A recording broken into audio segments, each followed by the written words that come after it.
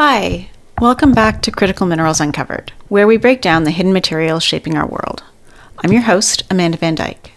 Today, we're looking at tungsten, a metal you probably don't think about very often, if at all, but one that quietly worked its way into our world as a cutting tool that helped build almost everything in our cities and has become one of the most important elements in defense hardware.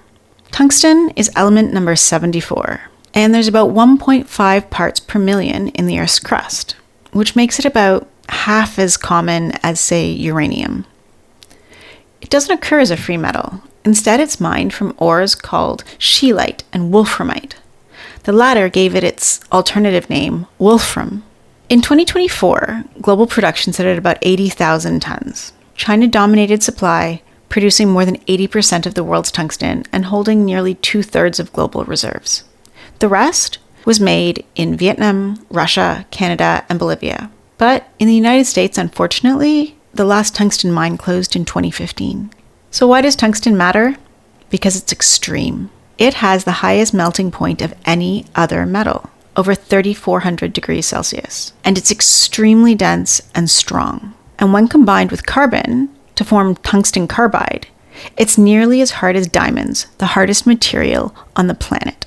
This combination of heat resistance, hardness, and conductivity makes tungsten invaluable. Once, it actually lit all of our homes, as it was part of the filament and incandescent bulbs. Today, it's used in aerospace, semiconductors, heavy industry, and defense. Tungsten crucibles are actually so strong, they melt other metals. Tungsten carbide powers drills and cutting tools. Ever wonder how they crack a safe? Tungsten carbide drills. Tungsten is so dense that it's become the main metal in armor-piercing projectiles, which is why it's so prized for defense and military applications. On the battlefield, tungsten's role is critical. It's used in penetrators, the so-called armor-piercing rounds.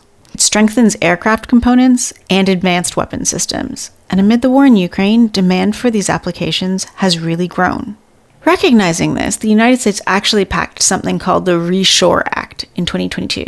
Banning the use of Chinese-sourced tungsten in military equipment starting from 2026.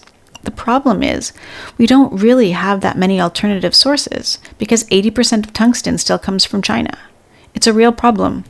Tungsten was first designated as a critical mineral by the US in 2018, and it reaffirmed in 2022. By definition, a critical mineral is essential to the economic or national security of the United States and has vulnerable supply chain and lacks easy substitutes. Tungsten ticks all of these boxes. The challenge is supply. With China controlling 80 to 90% of tungsten, the rest of the world is heavily exposed to export restrictions, tariffs, and political disputes. Stockpiles in the US could be depleted in 12 to 18 months, leaving dangerously exposed industries, especially in the case of war. Demand for tungsten is growing at around 3.5% a year. Recycling provides about 35% of tungsten, which is great. But it still leaves us heavily dependent on new mining. Efforts are underway in the US, Europe, and allied nations to restart production, but investment and cost hurdles remain. The bottom line, tungsten may not get the same headlines as lithium or rare earths, but without it, we lose critical capabilities in industry, in technology, and especially in defense. It's truly a heavyweight in the world of critical minerals. That's it for this episode of Critical Minerals Uncovered. Don't forget to subscribe for more deep dives into the elements powering our future.